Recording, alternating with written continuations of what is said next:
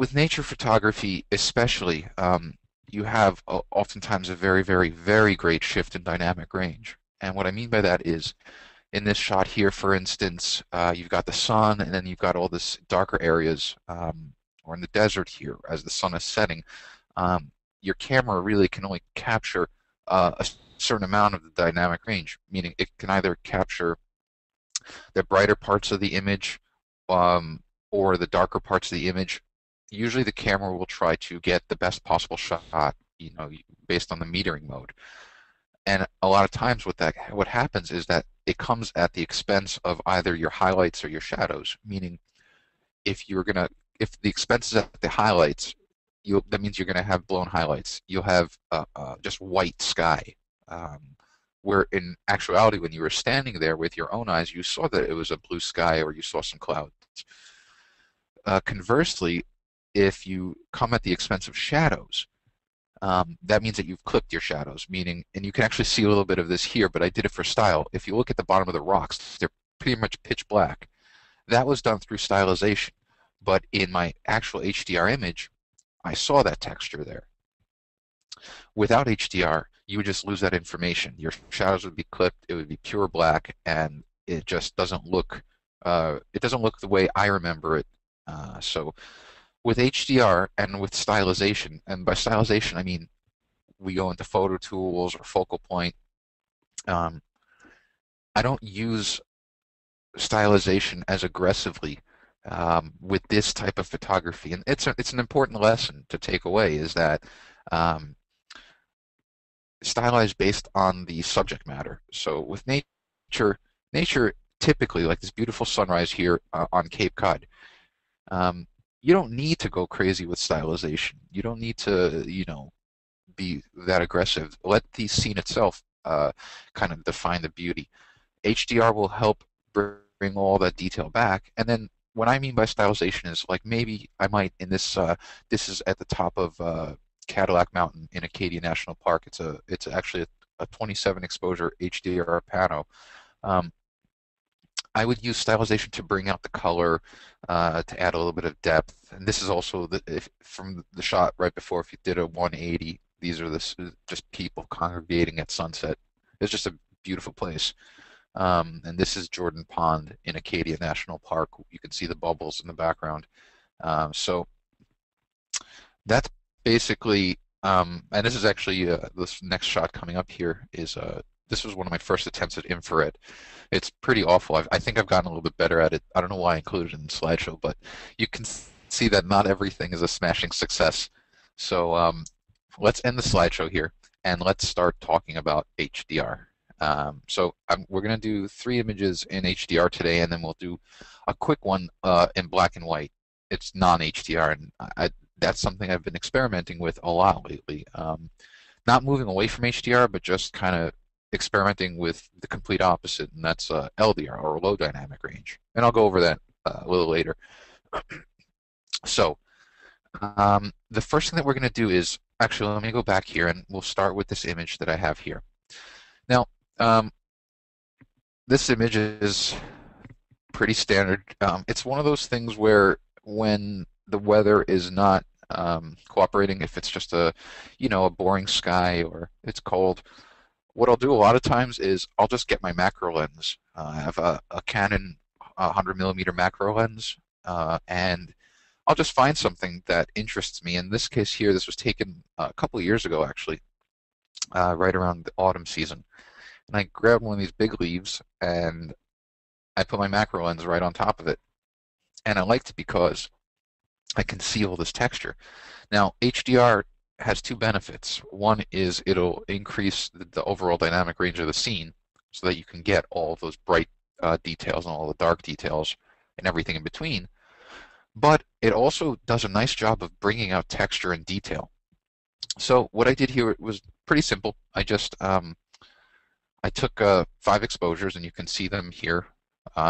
This was a while back before I had a promote control. A promote control is a device that allows me to take a large number of brackets in sequence. With Canon, you're limited to 3 auto exposure brackets. So these are my brackets here. And I'm just exposing for, there's not too much of a shift in dynamic range. And let me show you a trick.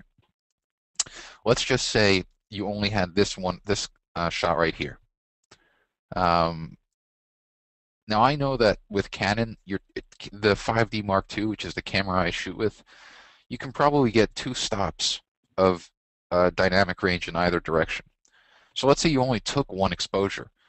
Um, there's a way that you can kind of fake these 5 exposures. Even though these exposures were actually taken, you can see 1.3 seconds, zero point 0.6 seconds, 2.5 seconds, a third of a second, and 5 seconds. You can see them if I scroll in really quickly so you can see the shutter speed. So they were taken at actual increments of time. But let's say you only had one. Here's your mid-range. In Lightroom, you can hit Command or Control apostrophe. So on Mac it's Command, on the PC it's Control. And when I hit apostrophe in Lightroom, it creates these virtual copies. So I would create 4 copies. So it's all they are is just 1, 2, 3, 4. These are the exact same images. But if you're using Lightroom, for instance, if we go to the Quick Develop pane here, under Exposure, there are 2 buttons here, one with a double arrow to the left and one with a double arrow to the right. If I hit this twice, this basically reduces the exposure by the equivalent of 2 stops. And then if I go to this one here, I can go and hit it once, and that's 1 stop. And then next, I can hit the double arrows to the right twice to increase it by 2 stops, and then once for 1 stop.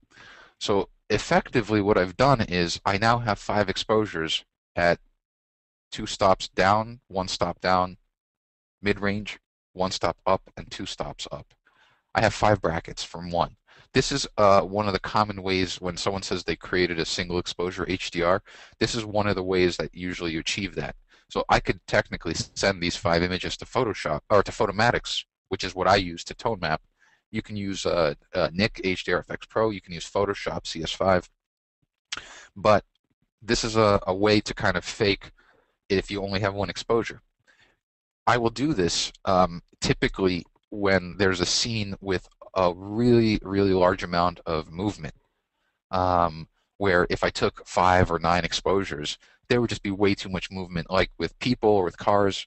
The Photomatics and Photoshop have really good ghost reduction technology, but sometimes it doesn't look right.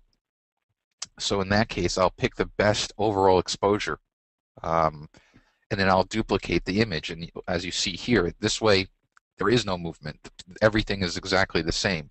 And it yields some pretty good results, especially with the Canon 5D Mark II or the newer cameras these days. They really have really nice size sensors. The Canon has 21 megapixels on a really good sensor, so the noise that is introduced it'll be there, but it can be removed pretty easily. So that was just a quick kind of sidebar I wanted to show you in case you ever wanted to try to do a single HDR. You can send these into Photomatics now. But because I have 5 individual exposures, I would have sent those in. There's nothing better than the actual raw data. So what I have here is this radiance file, and I bring this up in every HDR webinar. A radiance file is a 32-bit image. It's referred to by Photomatics as an intermediary file. It's basically what you're going to do is you take this 32-bit image and you have to convert it down to 16-bit, and that's when you introduce tone mapping. You're essentially taking 32-bit tone and you're converting it down to 16-bit. So this file, you can open up a radiance file. It's a standard file. It's not proprietary to Photomatics. You can open a radiance file in HDRFX Pro. You can open it in Unified Colors products. They're HDR Expose or HDR Express. But for me, like I said, I open it up with Photomatics because I like it. Every single webinar, I get the question is, why Photomatics? Why not Photoshop? Why not Nik? I've tried them all. I have copies of every single one of them. It's not that I don't like them or whatever, I find I use the product that best fits my needs. And I think any photographer you talk to will give you the same answer. If Nick fits your workflow better, use it. Use it until something better comes along, and that's my point. The second something better comes along that gives me better results or makes the process faster, Photomatics. It's been nice, it's been real, but I go to where whatever gives me the best results. And for now, Photomatics just it does the job. So where do I get the radiance file? Okay, that's a question we get a lot. So um, let's do this really quickly because this could help. We'll go into Lightroom here, and let's deselect these and get rid of these guys so they're out of view. Okay, so let's take these 5 files here, and let's actually we can do it right here. I'll take the 5 JPEGs. I work in RAW. I always work in RAW, but for webinars, I convert my RAWs down to JPEG because it's a little bit faster. So I'm going to send these 5 files to Photomatics. If I could find it in my, there it is. Now, I'm going to hit Merge for HDR processing. I'll hit OK. Now, here's this checkbox, Show Intermediary 32-bit HDR image. This is will give me the ability to save my radiance file. So we'll hit OK. I'm going to not select any of these options because it'll speed up the processing. So what's happening now is Photomatics is generating this 32-bit file, and this is the file that you may sometimes come across that looks very, very ugly, and that's because this is a 32-bit file. So here's the file here. Now, if I go to File and then Save As, you can see my file formats. Radiance, which is a .hdr, and OpenEXR, which is another file format, or floating point TIFF. I recommend the Radiance. It's probably the most accepted file. And then I would just save it to my desktop, which you can see right here. What this allows me to do is go back and tone map. Instead of having to spend time sending the JPEGs or the RAW files into Photomatics, I now have the ability to just open it up right away and start tone mapping. It just saves some time. A lot of times as you go through life, you pick up new techniques or you just become better at tone mapping. That's the cardinal truth with HDR. No one is exempt from this. When you start with some pretty awful results, and that's because the novelty of HDR and all that crazy color and saturation, it really takes a hold of you. And then as you start refining your process, you'll start understanding, like, oh, I look back at my original HDR images and I cringe. I mean, you have to start somewhere. So my point is I can go back, if I have my radiance file, say, I can just open it up in Photoshop and Photomatics and start retone mapping.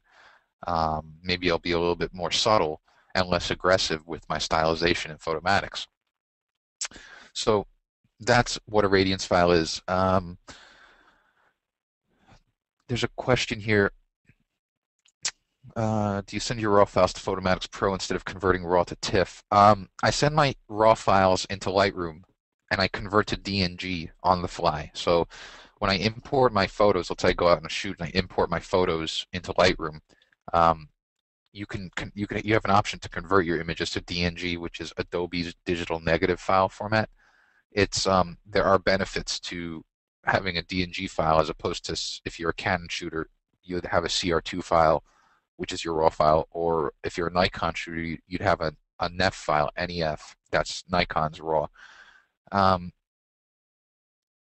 The DNG, Adobe pledged that the DNG format will never go away. I don't know if 10 years down the line the CR2 format or the NEF format will still be here, so I run the risk of not being able to open.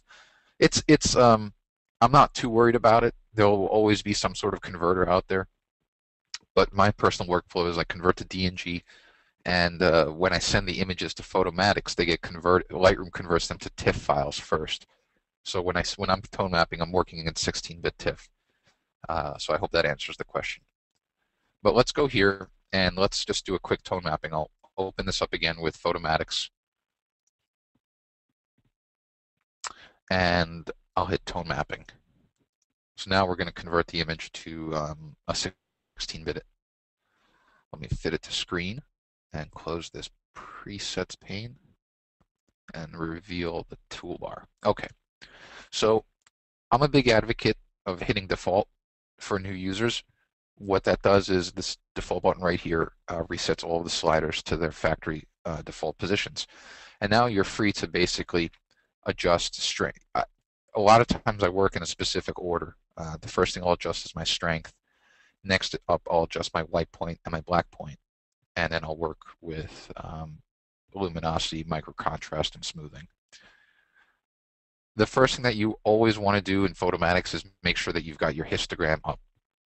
You can get to your histogram by going to View and then clicking on 8-bit histogram. This gives you a lot of good information. Like I can see here that because this area is jutting up on the right, that means that I've got some blown highlights. Your highlights are displayed over here on the right portion of your histogram. Your shadows are on the left, and then you have your overall midtone area in the middle. So what I'll do is for this image here, I'm going to boost my strength to 100%, and I can reduce that blown highlight area by dropping my midpoint. And you can see now that it kind of smoothed out towards the end here. I'm also going to boost up my black point. So now our image is starting to take shape. The gamma is your overall brightness, so if you bring it down to the left, it'll make it a little bit darker, which is fine. And then you've got your luminosity and your micro contrast. Your luminosity is good if you have really dark areas, like in shadows. Pump up the luminosity a little bit, and that'll kind of bring out some of that detail.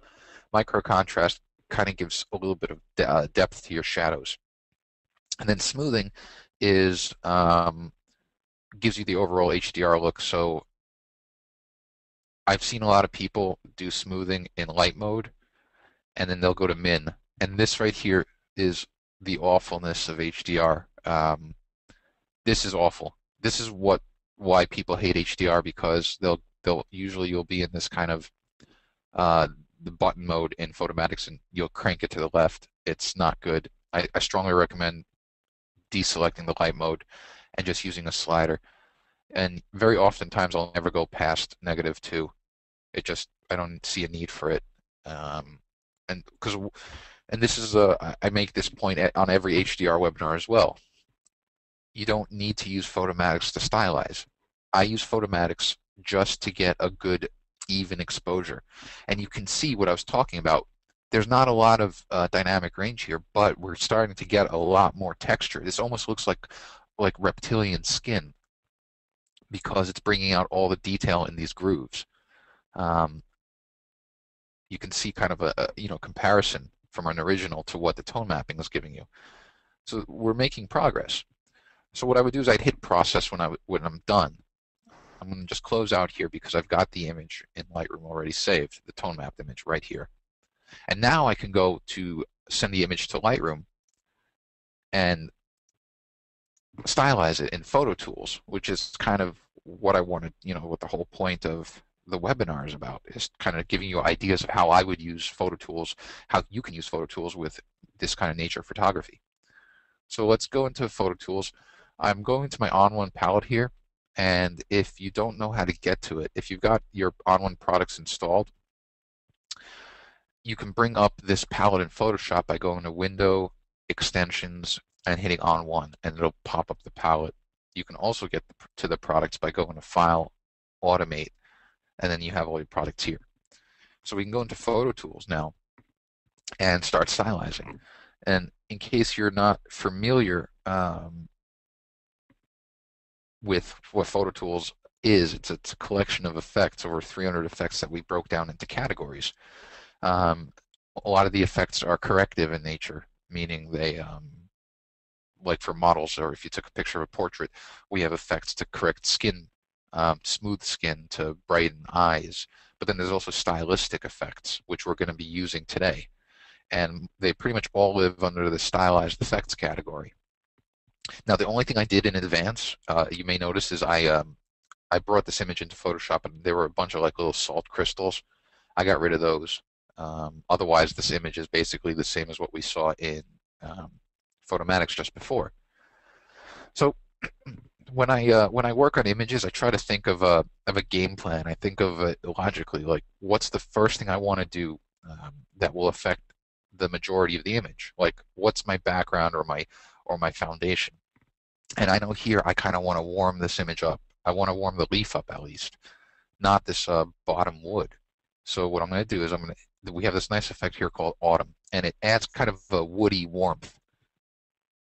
So right off the bat, when the effect comes in here at 70% strength, this is your strength slider. It's the fade slider. You can see if we bring the fade to 0, the effect is removed. And if we bring the fade slider up to 100, it's way too much. So what I like to do is start at 0 and just very slowly keep my eye on the image and just bring it to a place where I'm happy. So that's good right there, like around 40%. But I mentioned how I don't want to warm this wood over here. I can remove the effect using this masking brush at the bottom and just paint it out.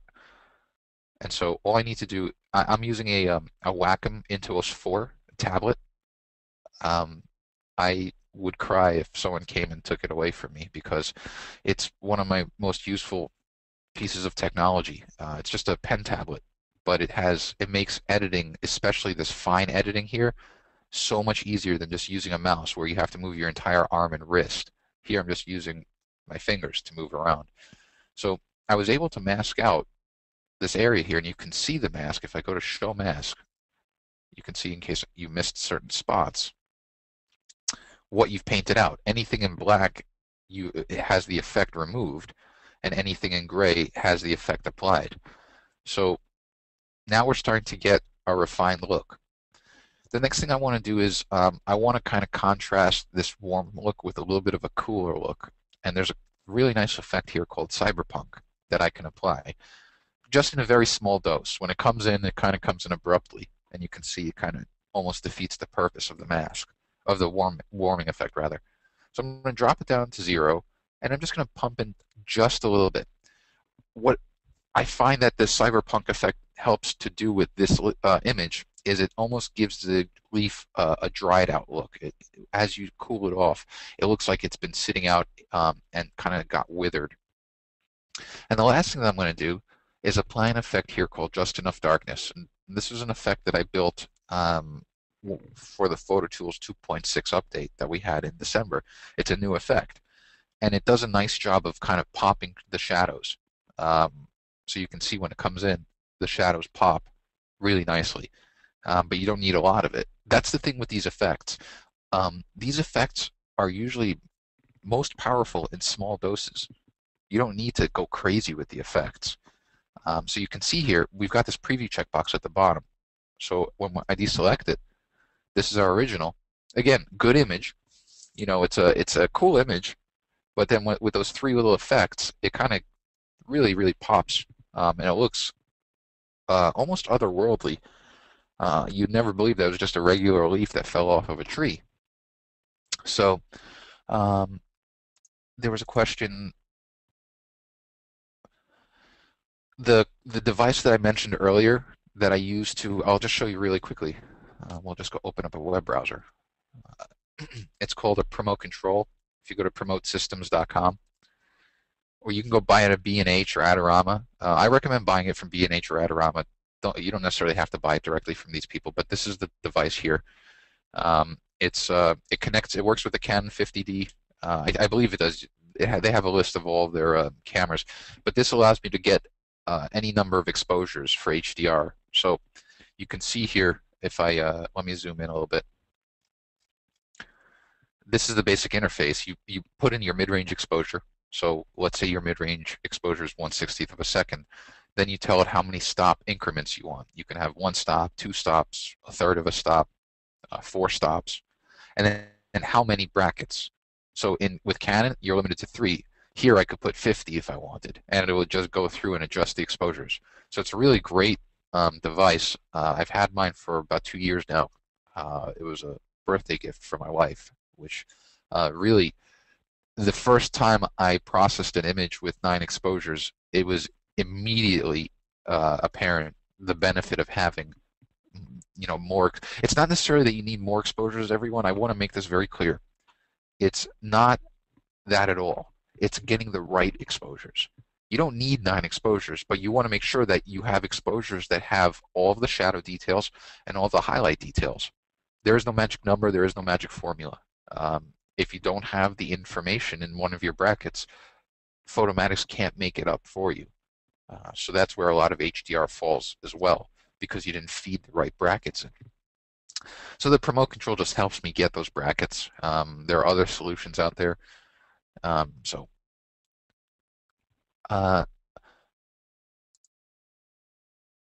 Okay, there's a good question here where Terry says that I didn't hit apply every time I applied an effect. That's correct. So every time I want to apply an effect, I can either double click on the effect or I can hit add to stack right over here, and then it'll add it to the stack right there. You hit apply when you are done with everything. So if I was done here, I would hit apply and it would actually render the effects. You don't want to select an effect and hit apply because it wouldn't do anything. So I'm going to cancel out because I have the image ready for you guys. We don't have to spend time watching PhotoTools process. I've got it in Lightroom already. So let's just take a quick trip. Here's one of our original brackets, and then HDR kind of brings out the detail. I also, again, you can see I removed all the salt and all the junk on the leaf to make it cleaner. And then PhotoTools kind of brings out that nice kind of pop to the image. So let's move on with this image right here. This image was taken, there's a path around Jordan Pond in Acadia National Park up in Maine. It's a really cool path, and I love the way it's stretched through the entire frame. But there's a lot of detail that's kind of missing, and you can see if I go to my grid view, here are my 9 exposures that I took, and I'll just cycle through them. So these are exposures for the highlights, so that the brightest parts of the area have good exposure detail. And then we start exposing for shadows, which we have a lot of. We've got all these shadows around the rocks here. And you can see as it gets brighter, we're getting detail under the rocks. That's important. Those little details make a difference, for real. So what we can do is now take the image. Let's hide Photoshop, and let's take our Radiance file here. Let me close this folder and open this file up with Photomatix. And we'll just do a quick tone mapping.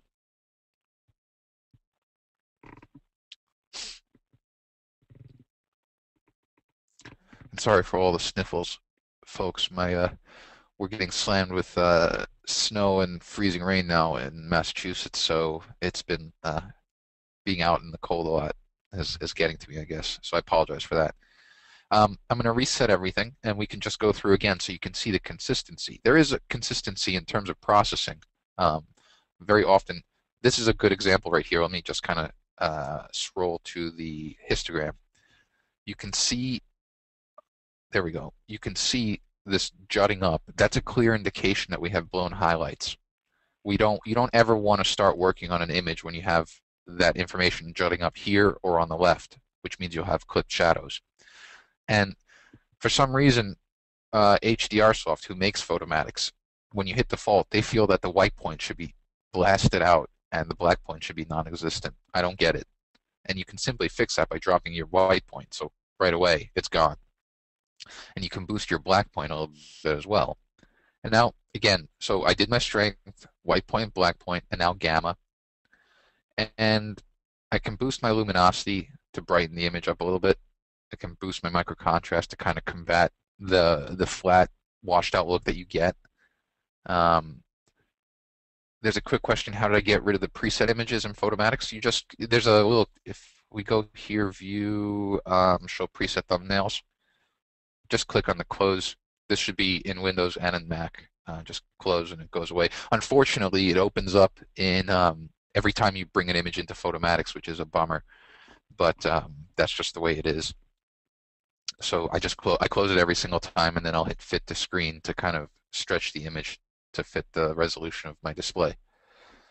And again, you can see I'm not really doing much in terms of stylization. You could a lot of times people boost the luminosity and the micro contrast, and you kind of get your stylization in here. But I don't like that. I don't want to do any stylization. I just want a good, clean image. Um, and that's what Photomax will help me do, is kind of just get a nice overall exposure. So when I'm done here, I would hit process, but you know the drill. I've got it ready for you guys over here. So again, here's our nice image, and we can send it into Photoshop. You can also access PhotoTools from Lightroom. You can just go to File, Plugin Extras, and you've got PhotoTools right here. It's just a matter of, a lot of times, the reason why I send my image to Photoshop first is because I'll do some edits using Photoshop tools before and after PhotoTools. So I hope that makes sense. If you know you just want to apply some effects, uh, you can just send it from Lightroom into PhotoTools. So let's bring the image into PhotoTools and we'll use some effects here. So the first thing that I want to do is I'm going to go under the stylized effects category, and in my head I have an idea that I want to give this somewhat of a kind of a dreamy feel. And there's an effect here called Deep Forest, which is kind of appropriately named. We'll hit Add to Stack, and you can see when it comes in, it comes in very strong. It's just very, very soft. So what I'm going to do is just drop to 0 and just boost it up until I'm happy. So about maybe here, about 40%. The next thing that I want to do is, we have an effect here. The more you use PhotoTools, the more you'll kind of start seeing that certain effects can exploit particular parts of the image. My point here is, I know that I've got a lot of these like green things. I've got moss, I've got leaves that are green. There's an effect called pastel colors that I know will pop those colors specifically, greens and yellows. When it comes out, though, it comes out, again, very strong. I don't want it to be that saturated, that punchy. So I'll drop it to 0, and I'll just boost it up a little bit. But it's bringing out all the color throughout, so it's helping, the boost in color is helping draw the eye through the frame. Because my goal here is to get you to follow this path. And this just helps that happen. Next up is I'm going to apply an effect called Creamsicle to kind of give a nice kind of darker, warm feel to the image. So again, I'm selecting the effect and I'm hitting Add to Stack, and then PhotoTools adds it. So it adds a little bit of a chocolatey color to the image. With this, I want this at full strength. I really like how it comes in at full strength. So you can see already where we kind of start with a kind of a flat image. Again, that's my point. My HDR image should be flat, but properly exposed. And then that gives me freedom to stylize. The next thing that I'm going to do here is I want to darken the image and desaturate it just a little bit at the same time. So we have an effect called 30s Noir, which is a black and white effect, and it's very, very aggressive. As you can see here, at 100%, it's awful. So you don't need a lot of it. I just want a tiny, tiny bit of it, just to kind of darken and cut into that green a little bit. So about 20% is good. But I want the path to be bright. This gives me the ability to kind of contrast light and dark. So I'm just using my masking brush here, and I'm just painting out the path. And it's just I'm using my bracket keys, the left and right bracket key. Right bracket will make the brush big, left will make it small. If you have an Intuos 4, like I just mentioned, the pen tablet, you can use the touch ring to make the brush larger or smaller. There's a question of what size Intuos 4 I have. I actually have two of them. I have the large on my production machine, and I have the medium on this machine. This is my laptop that I'm working off of, and it's perfect for travel. So if you do traveling, the medium is perfect. It's about the size of a 15-inch MacBook Pro, so it should fit really nicely in a case, and it goes with me everywhere whenever I travel. So that's what I use. But back to the image here. The last thing that I want to do is apply an effect called Kick It, which kind of adds a little bit of a, saturation boost, and it pops shadows. But again, comes in at 100%, which is too much. So I only want about maybe 40%. And you can see here, I hit Command E. Command or Control E, or you can hit None, will hide the entire preset library. And now I can fit the image to screen so you can see it better. So again, what I did was the category, if I hit categories, that'll bring up our pane here. And Command or Control E will drop it down. So it sometimes helps if you want to get a larger view. Does it matter what order you use the presets? That's a great question. It it it doesn't matter. I mean, the effects will apply at the same ratio, but it depends on how you visualize your scene. The way I kind of attack my images is I'll apply the effect that will affect the whole image or the largest part of the image first. That's my foundation. And the reason for that is as I add effects on top of that, I can paint out specifically or paint in that effect. So that's kind of how I attack the the order of the presets. So it's or the effects. There's a difference though. That brings up a good point. These individual lines here are effects. A preset is a collection of effects. So let's say here I have these collection of effects. I want to use it on forest scenes. I can go to File and then Save Preset. And what this gives me the ability to do now is it'll save these presets in this order and at the strength that you had it at. So I can do Dreamy Forest. I can put the category here in, say, presets for HDR, or we can create a new category, but I'll put it in presets for HDR. I can say the creator is me, and I can say great for those, I don't know, dreamy forest scenes. Then you can specify keywords if you like. So you can say pop, glowing, and I don't know, warm, and then hit create. So what happens now is under the presets for HDR, you got Dreamy Forest. And here's what's cool. You can share those presets with anyone. If you go to File, and this works on Mac and PC, and go to Show Presets folder, here's the folder, and you can see dreamyforest.pto.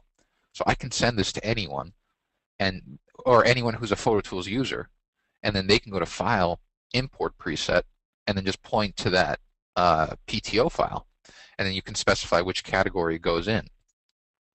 And the nice thing is it retains your owner information, so they can't change. They can save it as a new preset, but when it comes in, it'll have your information, which is really nice. And here's what's also cool. If you go, so let's say I sent you the preset.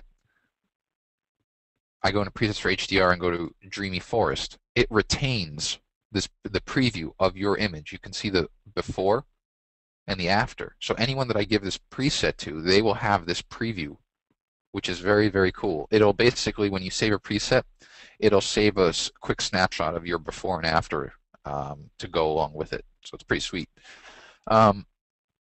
Can I turn off one of the middle effects without the above effects? Yeah, you can. So let's say I want to turn off pastel colors. I can just click on the little eyeball over here and then just start turning on the effects above it. Oops.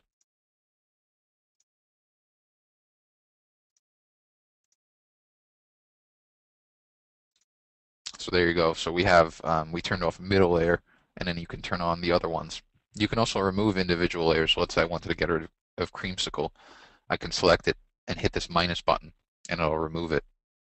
If you hit reset, that'll remove everything and bring the image to its original state in one click. So that's just some quick functionality in PhotoTools. We have about 15 minutes left, so I want to do that black and white. This is just a quick one. So here's an image I took this is I was visiting my family on Staten Island in New York City, and oh, can I copy a mask? No. So if you mask that, that's a good question. When I go into PhotoTools, I'll go over that, but the short answer is right now, no. The functionality is coming, but right now you cannot copy a mask from one effect to the other. You have to redraw it with each effect. So, um, I spent all of 2010 pretty much shooting HDR exclusively. I'd say 99% of my stuff is all HDR from last year. And I wanted to kind of return back to some of the core principles of photography and focus on shape as opposed to tone, as opposed to, detail. And so I was on South Beach in Staten Island, or on Staten Island rather, and I have a neutral density filter, a 10 stop neutral density filter. It's basically a glass filter, and for all intents and purposes, this thing is black. It is barely, you can barely see through it. What this allows me to do is, if I didn't have the filter on and I was standing here and I wanted to expose the image, it would probably be a very, very fast exposure, something like probably 1/500th of a second because it was very bright outside. But you can see here with the neutral density filter on, I actually had an exposure at f22, so the lens had the smallest aperture, and it took 45 seconds to expose. What this does is it captures all of the movement of the ocean, so it turns into glass. If there were clouds, the clouds would wisp away. So this 10-stop neutral density filter, it's about $100 on B&H. It's an awesome filter. I love it, and I definitely recommend it. It's made by B plus W. That's the company that makes the filter. So the reason why I want to bring this up here, so this is kind of a nature kind of, landscapey shot. And again, it's a study on shape and pattern.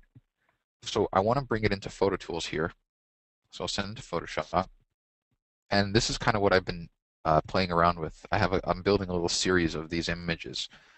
We'll go into PhotoTools, and the first thing that I want to do is convert it to black and white. I find that these images they have a nice timeless look in black and white. So if we go to our categories here, we actually have a whole entire category for black and white treatments. There's a nice effect here. This is new to PhotoTools 2.6, this Mac G black and white effect. There are 3 options. There's neutral, warm, and cool. So let's hit neutral and let's add it to stack. And it comes in and it kind of adds already a nice kind of timeless look. So we can hit apply. And when I do black and white, the strength is always 100%. If you drop the fade on a black and white, it kind of becomes, it'll still have color, it'll just look desaturated. So here we have this image. What I've been finding is I want to do more of a very high key shot, a very minimalistic shot, because you can see that there is still some tonality. You can see some clouds here, and I really don't want that. If you go into Photoshop and bring up your adjustments panel, and if you don't know where that is, just go to Window and Adjustments. You've got these adjustment layers. So I can go here to my levels and click it. So it creates an adjustment layer, which I can adjust on the fly for levels. And on the right here are my whites, the white level. I want to bring that up really high. And what that does is it starts kind of getting rid of the background and makes it just very, very very high key. I can also bring up the blacks a little bit.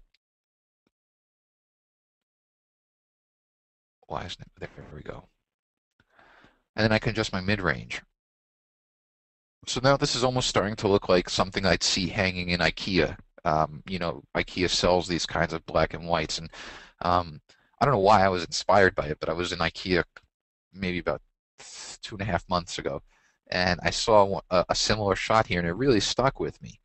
And so ever since then, I've been trying to find scenes that this is the complete opposite of high dynamic range. This is in fact low dynamic range.